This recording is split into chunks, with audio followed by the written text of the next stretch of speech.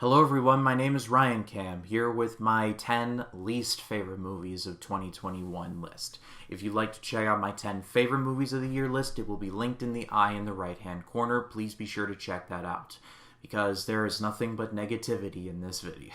Or at least as much negativity as I can possibly muster, because when I titled this video my 10 least favorite, I specifically said to myself, don't call your video the 10 worst movies of the year, because I'm calling this my least favorite because all of these lists are subjective. All film is subjective. You can take whatever you want out of it that you see fit. And so when I chose these movies, I chose them with all due respect to filmmakers out there, because just a little bit about myself. I have a television broadcast certificate from my local college. I took the course, and if you need help running a television show, running a board, camera, whatever, I'm your guy. And one of my big assignments was I had to produce an episode of television myself, meaning I had to shoot the B-roll, I had to level out the audio, I had to edit the thing. Pretty much, I had to do everything. And I had help, but it was all down to me. Minus some timing issues, the episode came out very well. However, it was one of the most stressful experiences I've ever been through. I wanted to pull hair out of my head, and I've got a lot of hair on my head. The point I'm trying to get at is this. Making a movie is very hard. So when there's a movie that I dislike, I always try, even though I'm mad at it, I always try and show respect to the filmmakers. I don't try to go after them personally. I don't try and go after actors personally. As a matter of fact, I often say that the actors in bad movies are trying their best in a certain extent, because it's ultimately not their fault. So with all of that respect paid due to filmmakers out of the way, I guess there is no better time than the present to dive into this list. But first I want to mention these movies that I actually didn't see, but people have been giving really bad reviews to. Resident Evil, Welcome to Raccoon City. I actually didn't see it, but everyone that I trust in the movie review sphere actually hated it, so I decided to take their word for it. Old from M. Night Shyamalan, which I get why people dislike it. However, I said in my review, and I still maintain, that Shyamalan's heart was very much in the right place while making it. And finally, Mortal Kombat. Yes, I get why people disliked it. I definitely understand why Mortal Kombat fans would not like this.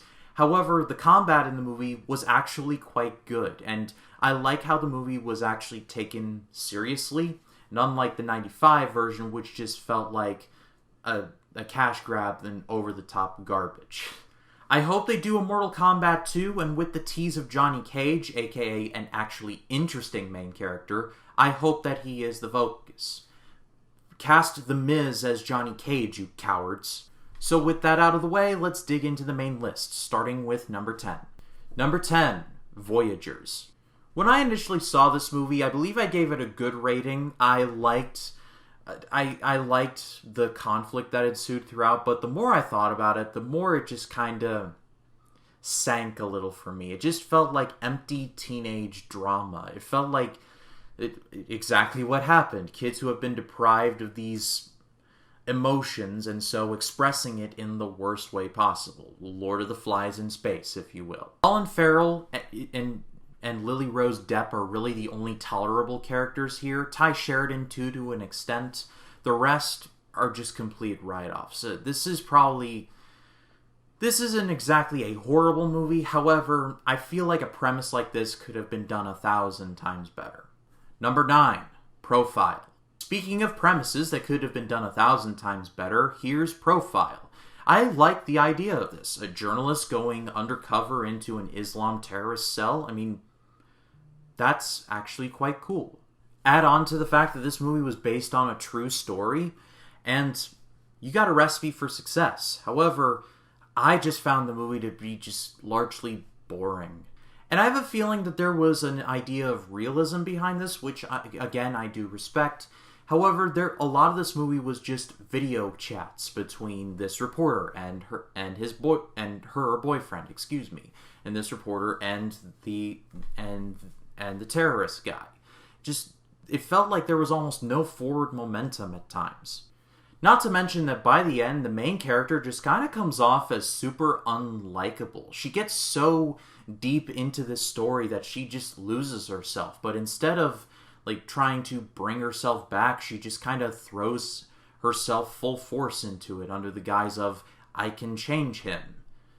Yeah, I'm sure that ends well for most people. I was going into this thinking this would be an underrated gem, but by the end, yeah, I'm glad no one remembers this. Number 8, The Hitman's Wife's Bodyguard. If I were ranking these by most annoying movies, this would probably be high on the list, because wow, this movie actually gave me a massive headache. I literally had to take 2 Tylenol as soon as I got home from watching this, because this was bad. I like Ryan Reynolds. I love Samuel L. Jackson. Salma Hayek can be kind of hit and miss for me, but you have potential there. But literally all of the jokes are just these 3 just yelling at each other, and it gets old real quick. And there are a lot of jokes here that are barely jokes. Basically, there's a joke here that Ryan Reynolds' dad is Morgan Freeman. That's it. That's the joke. And I love Morgan Freeman, but there has to be more to it than that. You can't just make Morgan Freeman someone's dad and not explain how or why it is funny. There needs to, in the words of famous disaster piece Freddy Got Fingered, there needs to be elevation here. There needs to be something that happens that is actually funny. And yes, I know I just quoted Freddy Got Fingered. Don't judge me. Number 7, F9. I'm a defender of the Fast and Furious movies. I actually think 1 through 3 is the best of the series. I know it's probably blasphemous, but it is the truth. I get more out of Fast and Furious, The Fast and the Furious, Too Fast, Too Furious, and Fast and Furious Tokyo Drift more than the others. But I understand the appeal of them. It's essentially these actors getting into fast cars and doing stuff that basically farts in the general direction of logic. And for most of the time, it's actually quite awesome. But by Fast 5, you kind of get to the point where you're just like, oh, come on. Come on. For me, that started with the whole scene where Dom and Brian are driving those regular Dodge Chargers and driving a humongous bank safe, out of the wall and through the streets of Rio de Janeiro. I'm sorry, just no. However, the movies were minded as fun. They knew what they were, and they played into that. By F9, though, they knew too much of what they were, and basically, this movie is Fast 5 on Columbia's finest. Now you're getting John Cena as, the long-lost brother of Dom. You're getting these plot threads that come completely out of nowhere and just make absolutely no sense. And it's downright insulting what they think they can get away with here. They literally go into space. When everyone was like, oh, they'll never go into space, or they were joking, next thing you know, they'll go into space. They literally go into space in this movie. Wow, I feel like I killed a few brain cells just saying that sentence out loud. Number 6, Snake Eyes. Was anybody asking for this? I wasn't. I've never been that much of a G.I. Joe person, however, I do see that there are people out there who legitimately are. I'm sad to report that nobody liked this movie, not in the slightest. Henry Golding is a rising star and as smooth as silk, but not even he could save this. And in the limited knowledge that I do know about Snake Eyes, I know that this dude is just not Snake Eyes. He's just a dude wearing the Snake Eyes costume. When the G.I. Joe movies from Stephen Sommers portray Snake Eyes more faithfully than the Snake Eyes movie, you've really messed up somewhere. Number 5, Space Jam 2. AKA HBO Max, the movie. Now, I'm going to say, in order to not be hypocritical, that despite how fun it is, the original Space Jam is essentially a Nike commercial. I get that, I understand that. However, the movie is at least trying to tell a story, and is at least trying to be somewhat original. Not so with Space Jam 2. This movie is essentially just a commercial for the streaming service you probably watched this movie on. The entire time I was sitting there like, why is this streaming service being advertised to me? I pay $12 a month for it. Is there a version of this movie where you can watch if you already pay for this? Because I'm sure if that is the case, the movie would be mostly empty. Don Cheadle was the saving grace here. He truly understood the assignment. LeBron James, well, let's just say I'm glad the basketball thing is working out for him because he cannot act his way out of a paper bag. Not to mention that the story in this movie is just real flimsy. Like, the whole arch of this movie and why LeBron's son in this movie goes against him is that LeBron is forcing him to go to basketball camp instead of game development camp. Oh no! Add on to that the notorious P.I.G. Look how they mess with my boy. Number 4, The Forever Purge. Oh, sweet mercy, The Forever Purge. This was actually my least favorite movie of the year for quite some time. There were just 3 other movies that were worse than this. And honestly, I don't want to talk about this movie more than I have to because, wow, this movie is just... It's so annoying. And talk about a movie that completely, and a series in general, that just wastes such an excellent premise. I saw a video from WhatCulture.com a couple days ago called 10 Movies That Absolutely Wasted a Brilliant Premise. The thumbnail was for the first Purge movie. Yeah, that sums it up right there. But unlike the better movies in this series, like for example The Purge Anarchy, which understand that it's not really good at commentary, it's all about showing how crazy a world this can be. The creator of this series just steered into the commentary part, and in the words of Kyle Kalinske, "This is the sleepiest shit I've ever seen in my life." The Forever Purge is basically James DeMonico's unrequested thoughts on just everything politics, and I just want to be run over by a train. Josh Lucas, God bless him, he is trying. The acting is mostly good, and ultimately there are some genuinely, okay, that was actually effective kind of moments. However, this movie was clearly made as a gut reaction to the whole January 6th thing, and it is painful to watch. The movie that actually, put the nail in the coffin of, okay, this is going on my list no matter what, is the final line of the movie when the news reporter basically talks about how the Americans are now taking shelter in Mexico because of the whole thing. And the final line of this movie is, "Who will look out for these American dreamers?" There are many things that I could say in response to that entirely stupid statement, but I'm not going to say them. Just play the Bill Maher clip. You know, a picture is worth 1,000 words, but none of those words should be, "Look at that idiot." Number 3, Don't Breathe 2.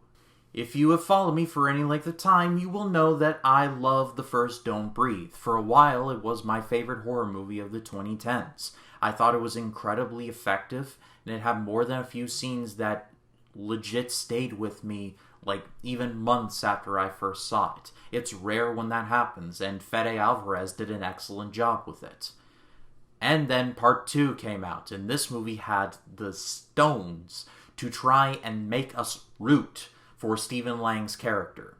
The very same character that was about to do very questionable things with a turkey baster. Not to mention that every other character in this movie is completely unlikable except for the main girl. This poor girl, she's caught between a rock and a hard place, and it's just, this movie's almost intolerable. The one thing that does save it is Stephen Lang is giving a physical performance, and it is mostly good. The rest of the movie is just unbearable, especially from the standpoint of If you have seen Don't Breathe Part 1, you know exactly how depraved Stephen Lang's character is. So to go from that into Don't Breathe Part 2, where you're expecting to root for this person with no build-up whatsoever, it goes for one of the most insulting character turns that I've seen all year. Number 2, Home Sweet Home Alone. I, a 24-year-old man, literally yelled at this movie saying, Mentos and Coke doesn't work that way. By that alone, that should tell you all you need to know. But really, Home Sweet Home Alone, it could have been just an empty cash grab. But no, this has got to be one of the most insultingly bad movies I've seen all year. The movie had the gall to try and make us feel sorry for the Harv and... I almost said it again, Harv and Mary. The Marv and Harry characters in Home Sweet Home Alone by throwing in as a storyline the whole they need to get this doll back or else they're going to lose their home thing. I'm sorry. That's stupid. That would be like in the original Home Alone if you learned that Marv had a daughter that had leukemia. It's like, you're going to root for them because of that. It also really doesn't help things that Home Sweet Home Alone has some of the worst CGI I've seen all year, with the whole Mentos and Coke thing just being the tip of the iceberg. By the way, Mentos and Coke works like a volcano and not a rocket. I didn't know I had to teach 6th grade science in this video, but here we are. To take a quote from this hot garbage of a movie, Home Sweet Home Alone is hashtag ill-advised. And my least favorite movie of the year is Dear Evan Hansen. I almost have no words. No words as to how much I fought with every ounce of my being not to leave the theater, like several times in this movie. Where do we begin? How the fact that Evan Hansen looks like a 35-year-old man, how the person we're supposed to be sympathizing with that took his own life was only in 2 scenes, and in those 2 scenes was just a horrible person to Evan. How the movie feels entirely contrived because of the fact that Evan could have just told Connor's mom that he had never met Connor before in his life and walked away, but instead, because he was lonely, I guess, decided to just... Oh, God.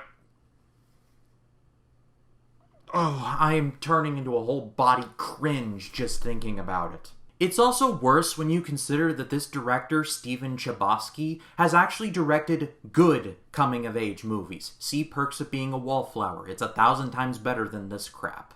And it's especially insulting that when you consider that this movie is based on a musical that won Tony Awards. It was nominated for 9 awards, and it won 6.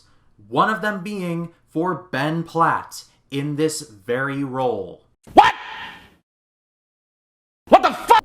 I never really got on board the 13 Reasons Why hate train. I only watched the first season because I read the book in high school. I loved the book. And so after watching the first season, I was like, okay, that was a little melodramatic, but I did like it. I never understood the hate for it. Now having seen Dear Evan Hansen, I completely understand the hate for it. Dear Evan Hansen is my 13 Reasons Why. This movie made me want to walk off of this planet, and so for that reason and many others is why Dear Evan Hansen was my least favorite movie of the year. And now my throat's feeling dry, so here's a bit of a drink of water.